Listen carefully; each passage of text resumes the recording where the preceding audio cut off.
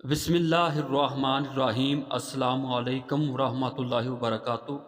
नाज़रीन क़दर, हर महीना 30 या 31 दिनों पर मुश्तमिल होता है, लेकिन फरवरी का महीना 28 दिन का क्यों होता है? और कभी ऐसा भी होता है कि 4 साल बाद फरवरी का महीना 29 दिन का भी आ जाता है। तो इसकी क्या वजह है? मज़ीद आगे बढ़ने से पहले आप हमारे चैनल को सब्सक्राइब कर लें और वीडियो को आखिर तक लाजमी देखिए, और इसके साथ साथ बेल आइकन के निशान को प्रेस कर दीजिए ताकि आने वाली वीडियो के नोटिफिकेशन आपको बर वक्त मिल सके। तो नाज़रीन किराम, मौरखीन लिखते हैं कि रूम का एक बादशाह जिसका नाम नोमा था, उसने 12 महीनों पर मुश्तमिल एक कैलेंडर बनाया जिसमें साल के 355 दिन शामिल थे।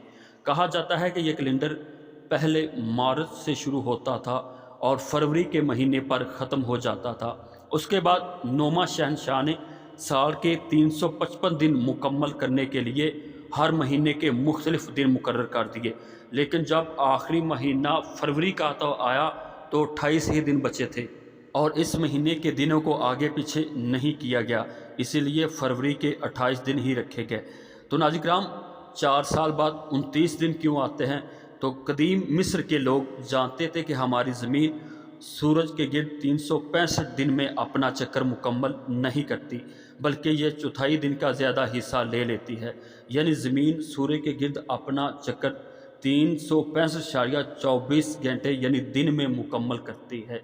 तो नाज़रीन किराम, अगर कैलेंडर पर हर साल के 365 दिन का हिसाब लगाया जाए तो हर साल का चौथाई हिस्सा दिन का फ़र्क पड़ता है।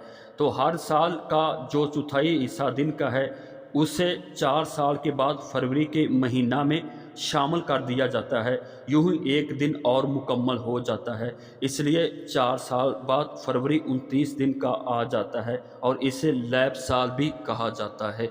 तो यदि हमारी आज की वीडियो, अगर यह वीडियो पसंद है, लाइक और शेयर ज़रूर कीजिए। अल्लाह ताला आपको जज़ाए खैर अता फ़रमाए।